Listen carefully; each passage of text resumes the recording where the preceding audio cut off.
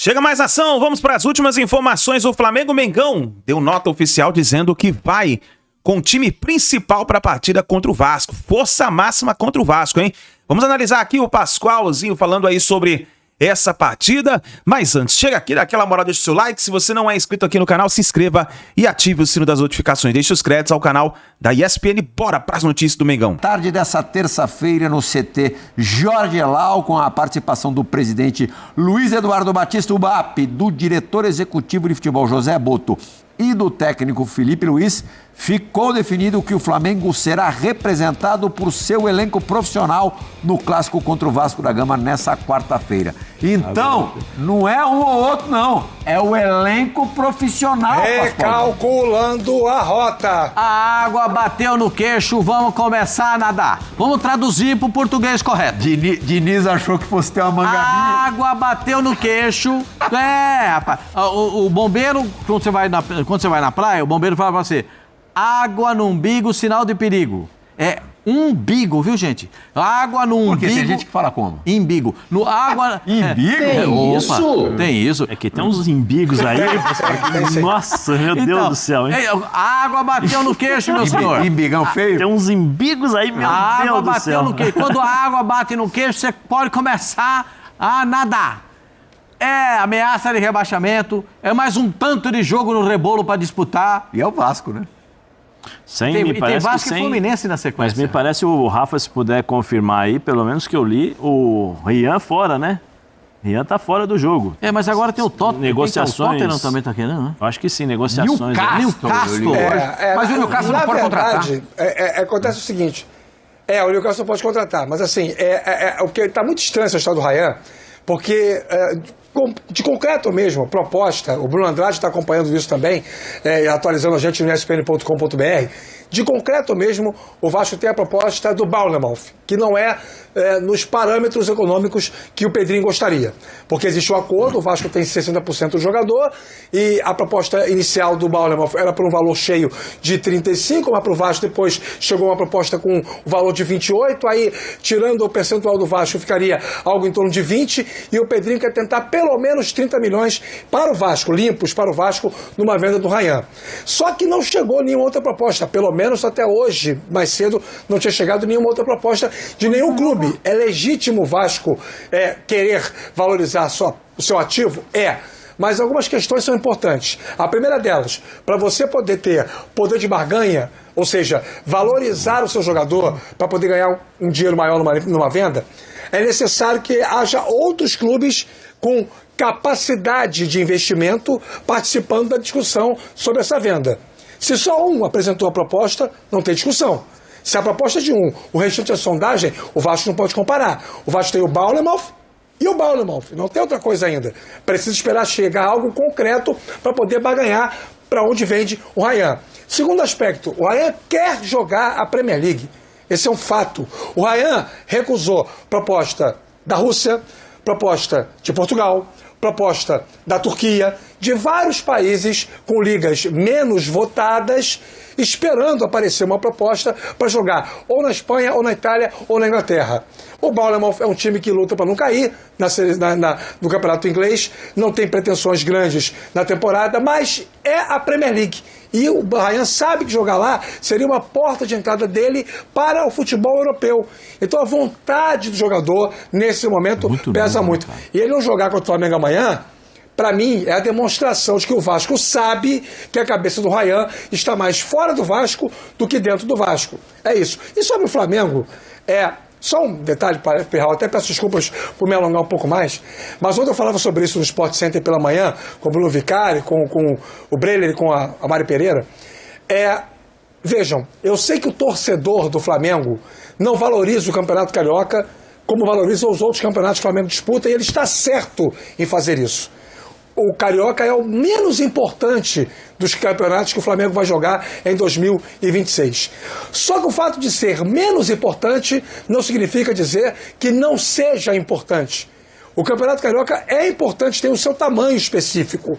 Se o Flamengo ganhar o estadual, é o 40º Campeonato Carioca. É uma número redondo, digamos assim, o Flamengo tem muito mais investimento e muito mais qualidade que os outros 3 grandes. Então a responsabilidade do Flamengo para ganhar o estadual, ela é maior. Então, assim, eu sei que tem gente preocupada com o transcurso da temporada, mas para mim a lógica é a seguinte: se o jogador tem, o jogador, não os jogadores, é individualmente, é uma discussão específica para cada caso. Se um jogador tem condições fisiológicas e clínicas para jogar amanhã, deve jogar. O Flamengo precisa tentar salvar o seu Campeonato Carioca. Por isso que eu disse isso ontem e reforço agora com a informação que o Flamengo acaba de oficializar, que manda a prudência que os profissionais voltem, porque acima de tudo é a instituição Flamengo que está em jogo, Plihal. Eu concordo com o Rafa em tudo que ele disse.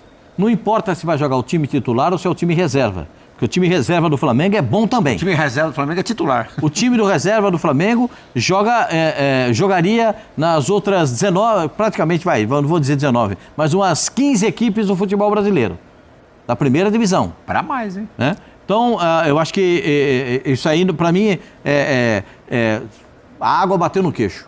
Ninguém esperava que o time da base não conseguisse, mesmo sendo retirado da Taça São Paulo, saindo da Taça São Paulo e vindo para disputar o Carioca, ninguém esperava, mesmo sabendo que eram jogos contra times de pouco investimento. Porque nos outros anos o Sub-20 deu conta, né? Deu conta o quê? Jogou contra a Portuguesa, jogou contra o Bangu e jogou contra o Volta Redonda. Contra o Volta Redonda foi... Nossa! Contra o Volta Redonda foi um atropelamento.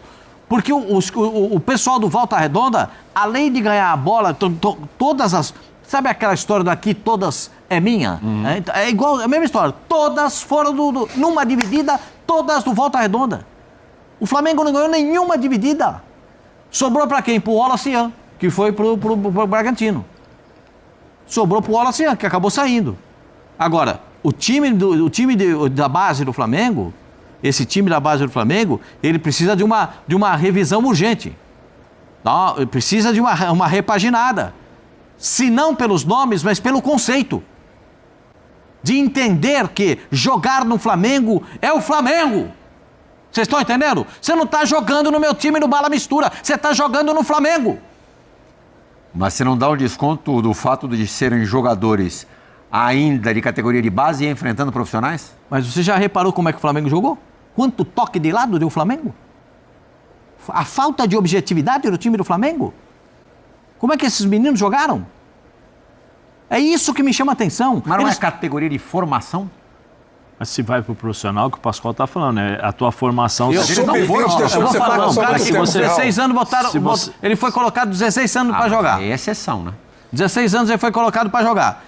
Quando ele jogou, eu me lembro, eu era repórter, você também era, legal, não vem com essa conversa que você também era repórter. O Mário Sérgio falou para ele, quantos anos você tem, filho? Pega aquele menino lá que eu vi treinar, bota ele para treinar aqui. Treinou uma, treinou duas, na terceira você vai jogar lá em Belo Horizonte domingo. Arruma suas coisinhas, a sua malinha, nem malinha tinha, né? Aquela coisinha fraquinha. Então, aí o Mário Sérgio falou assim, quando botou para jogar, falou, se você tem a mesma responsabilidade dos outros. Eu não quero saber se você tem 16 anos. Marmanjo do lado para segurar você tem a mesma dizer. É a coisa do Flamengo. Todos têm a responsabilidade. Marmanjo do lado para segurar a onda dele. Ali não tem nenhum jogador que custa menos de 30 milhões de dólares, 30 milhões de euros. Aonde? Naquele elenco do Flamengo do Sub-20. Do Sub-20? Você pode contar. Se você for comprar os caras... Agora, estão vendendo um zagueiro para os Estados Unidos, vê lá quanto é que eles estão cobrando. Ali não tem baratinho. Só tem jogador caro. É o Flamengo, é a vitrine, é a camisa rubro-negra. Então os caras têm que saber onde é que eles estão, onde é que você pisa. Você tem que entender a camisa que você veste e onde você está pisando. E eu acho que isso faltou para esse time de base do Flamengo. Claro que vai ter uma repaginada, que eu acho que isso vai também amadurecer os garotos, eles vão entender que o futebol é muito maior, o propósito é muito maior do que eles apresentaram, e isso é evidente. E o Rayan já foi vendido, o Rafa ainda não foi não, né? Agora está definido que o Rayan está fora, não. Tá definido que o Ryan tá fora, Rafa? Não, bom, até a hora que começou o programa eu não tinha essa confirmação, tinha esse papo. Eu posso pedir licença alguns segundos e confirmar e trago aqui pro Fã do Esporte em tempo real. Mas era uma tendência já falada desde ontem em função dessa percepção interna que o Vasco tem de que a cabeça dele está voltada para a Inglaterra. Os agentes do Ryan querem vendê-lo, porque eles têm direito a 10% do que for equacionado para o total da venda. Então, obviamente, para eles é importante vender agora. E o Ryan daqui a 5 meses, numa próxima janela, talvez para o Ryan, o 35 seria o valor total, mas aí a proposta que chegou por 30. Não, então, eu falo de percentual, desculpa ter te interrompido, de percentual. Você falou que 10 para os empresários e para o Ryan 30%. Então, mas aí entra uma outra discussão, Zé. Para o Ryan 30% e para o Vasco 60%. Só que tem outra discussão. Em paralelo ao debate interno do Vasco não querer vender por essa proposta do Bournemouth, tem uma tentativa do Vasco de fazer com que o Ryan abra mão de um percentual dentro desses 30%. Caia para 10%, para 15%, para facilitar a venda. Acontece em qualquer clube de futebol. Não é um privilégio dessa negociação do Vasco com o futebol inglês, não. Diga, Playhall.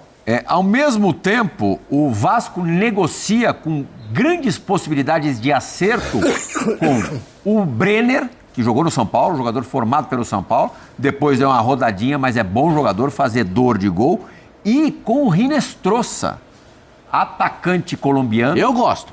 Que passou pelo Palmeiras até pela base e depois um pouquinho no profissional, né, Pascoal? Ele ficou mas no banco o Atlético Nacional partidas. arrebentou, estava praticamente com os 2 pés no Boca Juniors e, segundo informações, o Vasco vai dar um chapéu no Boca e vai ficar com esse jogador. O chapéu é de 5 para 6. Um ofereceu 5 e o Vasco 6. E o Brenner também não é barato. 6 também. 6. Onde é que o Vasco está arrumando dinheiro, ô Rafa?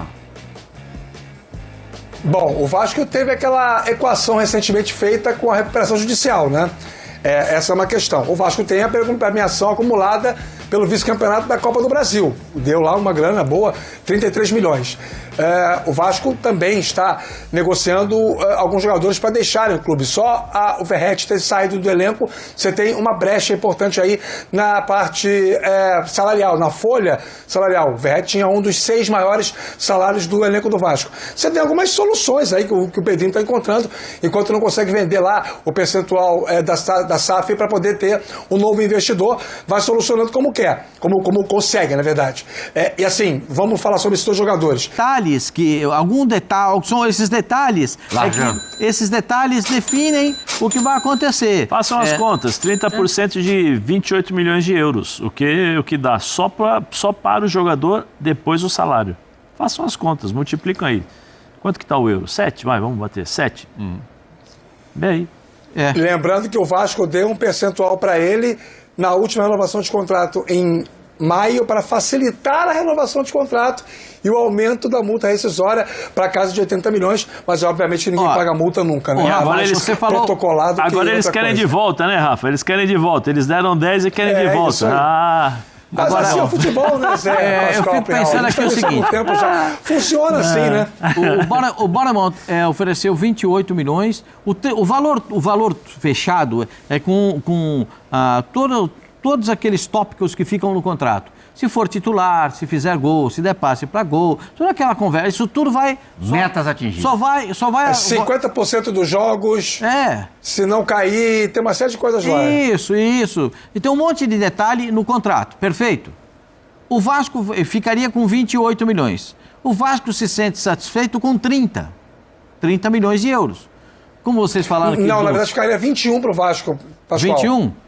Aí são 9 milhões. 21, a diferença 60%. De 9 milhões me parece ser muito grande. Se fosse uma diferença de 2, acho que o Bournemouth acho que seria mais fácil. É por isso que o Vasco está abrindo conversa com outros clubes. O Vasco espera que chegue uma proposta do Tottenham, que chegue uma proposta do Newcastle, porque o Vasco já sabe que o Ryan quer ir para a Inglaterra.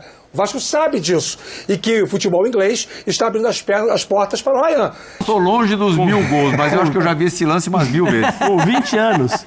20 anos eu tinha, hein? 20 anos era titular da Inter. Então, mas pega aí. Mas assim, brincadeiras à parte, Sim. Eu acho que ele volta para um futebol que vai proporcionar ao Brenner a reencontrar a maneira de jogar. Porque aí você tem um treinador que o conhece. Pascoal, todo mundo se reforçando, o Grêmio se reforçando, o Atlético Mineiro daqui a pouco ele vai falar se reforçando. Viu, Vini Colorado? Só o teu time e o meu, nada. Não, o Colorado não levou o zagueiro do Corinthians. Reforçando. Félix Torres. Deixa lá. O Vini Colorado Vini Colorado reforçou o Corinthians. Reforçou o Corinthians. Corneta, quase nada corneta. Participação do nosso Fora Esporte, Elton Corinthians, olha lá, se intrometendo na vida do Vasco, mas fazendo um elogio, vai. Gomes, Inestrossi e Brenner, que absurdo de ataque estamos falando, hein? Pode ser um ataque interessante mesmo. Não, sim, e jogadores rapidíssimos. O perfil Cruz Maltina coloca um emoji chorando. O emojizinho as lágrimas. Vai perder o Ryan. Oi. O time profissional volta a campo para representar o Flamengo no clássico desta quarta-feira contra o Vasco da Gama. O Flamengo já até comunicou isso de forma oficial. Acho correto? Aí tem polêmica nessa história. Deixe nos comentários o que você pensa a respeito. É uma decisão institucional. O presidente BAP participou desta reunião, assim como José Boto, que é o diretor de futebol do Flamengo. Então tem que ser uma decisão institucional, né? Não pode partir da cabeça de alguém, não. Vamos utilizar os profissionais e pronto, acabou. Não, o presidente tem que se posicionar em relação a isso. Só que, assim, por que se explica isso? Porque o Flamengo está aí correndo o risco de participar do Torneio da Morte, aquele quadrangular do Campeonato Carioca, e por isso precisa pontuar, né? Então, o papelão dos garotos do Flamengo contribui para esta decisão de colocar os jogadores profissionais em campo. Né, o Sub-20 não cumpriu a parte dele, então os profissionais vão entrar em campo contra o Vasco da Gama, porque se joga com o Sub-20 essa partida, o Flamengo poderia ser humilhado pelo Vasco, lembrando que o Vasco poupou seus titulares contra o Nova Iguaçu para entrar com força máxima contra o Flamengo nesta quarta-feira. Então é uma situação complicada, né? Afinal de contas, cabe ao Flamengo tentar fazer o seu papel da melhor maneira. Eu acho que seria muito arriscado jogar com o Sub-20. Mesmo com os jogadores do Flamengo não estando ainda nas condições ideais. Só que eu acho que, ao mesmo tempo, o Campeonato Carioca deveria ser desprezado. Só que tem esse problema.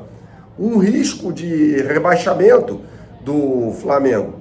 Seria uma coisa ridícula para a história do clube, né? Então, os garotos não fizeram o papel deles, né? O Carbone até foi expulso de forma infantil contra a equipe do Volta Redonda, naquela derrota acachapante por 3-0, o Flamengo foi humilhado pelo Voltaço. E aí vive agora essa situação de ter de forma precipitada, não estava nos planos de ninguém colocar os profissionais em campo já nessa partida, e aí o Flamengo vai ter que antecipar a escalação desses caras, né, para que eles evitem o vexame contra o Vasco da Gama. O Flamengo estará nas melhores condições, esses jogadores estarão nas melhores condições? Claro que não. Eles estavam sendo preparados para o jogo do dia 28 contra o São Paulo. Né? E aí o Flamengo não pode cair na armadilha. Se ganhar no Vasco, acho que tem que colocar o Sub-20 contra o Fluminense no sábado. Né? Porque depois tem o jogo contra o São Paulo, aí a Supercopa, depois o Internacional, aí começa a vera a temporada. Né? Isso é fruto para mim, do mau trabalho dos garotos do Flamengo, dos jogadores do Flamengo. Né? Um péssimo trabalho. Né? E o Bruno Pivetti também foi mal. Acho que tem um problema de confiança ali também. Afinal de contas, os garotos do Flamengo, esse time reforçado por Lohan e Matheus Gonçalves, ganhou o Campeonato Mundial Sub-20, disputado no Maracanã, no ano passado, no Barcelona, nos pênaltis, é verdade, com uma grande atuação do goleiro Léo Nanete, uma partida em que o Barcelona até foi melhor do que o Flamengo. Agora, nesse caso aqui, não dá para escolher muito, não tem muito para onde correr. O Flamengo vai ter que colocar os seus titulares em campo, olha, passe para evitar um vexame contra o Vasco da Gama. É certeza de que o Flamengo vai ganhar? Não, não há nenhuma certeza disso. E até acho que a relação do torcedor muda, né? Acho que haverá uma busca maior por ingressos para essa partida contra o Vasco da Gama. Muda a relação do torcedor. O torcedor agora, ele vai se estimular, ser mais estimulado a comparecer ao Maracanã. Não que a torcida do Flamengo não comparecesse, a torcida do Flamengo sempre vai comparecer, mas acho que o torcedor se sente mais estimulado a comparecer ao Maracanã para assistir a esse jogo do que assistir aquele time horroroso do Sub-20, né? Vários jogadores do Sub-20 atuaram menos do que podem e acho que está na hora, de repente, de ver ali, ó, quem pode continuar no clube. Guilherme, o Douglas, que não foi bem, mas é um jogador que pode continuar no clube. Agora, tem jogadores que já foram testados até no time profissional, como é o caso do Carbone, que não tem mais a menor condição de defender o Flamengo. O Carbone não pode. A expulsão do Carbone aos 10 minutos de jogo contra o Volta Redonda, sendo que ele poderia ter sido expulso antes, é absurda. É simplesmente ridícula. Não poderia ter acontecido isso. Então o Flamengo antecipa o retorno dos seus profissionais, visando, claro, se afastar dessa questão do torneio da morte, né? Um quadrangular em que o último cai para a segunda divisão, e também para não sofrer um vexame histórico do Vasco da Gama, né? Lembrando que o Flamengo há pouco tempo ganhou de 6-1 em 2024, né? Ganhou de 6-1 da equipe Cruzmaltina, e o Vasco estaria ávido por devolver esse placar. Então me parece uma decisão assim que não estava no planejamento. O planejamento é alterado, né? Há uma alteração de planejamento, mas faz-se necessário nesse momento uma correção de rota. É necessária essa correção de rota, porque senão a coisa ia ser muito complicada. Muito complicada. O Flamengo não pode se dar o luxo de cair nesse torneio da morte e usar a cavalaria, ou seja, usar os principais jogadores nesse torneio da morte em meio à disputa de uma fase mais aguda, por exemplo, de uma Libertadores da América. E aí sim ferrar de vez o planejamento do Flamengo. Então o Flamengo se vê numa sinuca de bico. Ah, mas disputa com o Sub-20 o torneio da morte. Alguém que assistiu a esses 3 jogos contra a Portuguesa, Volta Redonda e Bangu pode confiar que o time passaria sem maiores problemas pelo torneio da morte? Eu não ouso fazer essa projeção, não. Eu acho que o Flamengo teria problemas, porque esse time é muito ruim. Não é muito ruim. Eu gosto do Bruno Pivetti, acho ele um bom treinador. Mas diga aqui nos seus comentários o que você pensa a respeito. Mas é um time que claramente sentiu. É isso aí, nação. Tá aí as últimas informações do Flamengo. Então, mudança no planejamento do Mengão. O Flamengo vai com força máxima para a partida contra o Vasco. Vamos ver, né? Pela nota, o Flamengo vai colocar todo mundo na cavalaria em campo. Então, vamos ficar de olho para ver o que vai acontecer. Você já tem palpite? Vamos lá pro palpite, então. Para mim, vai dar Flamengo 1, Vasco 0. Pronto. Mengão vence a partida, já alivia no Campeonato Carioca. E vamos ver o que vai acontecer. Obrigado por você estar aqui até o final do vídeo. Ó, deixa seu palpite nos comentários, vamos ver quem vai acertar. A gente se vê no próximo vídeo.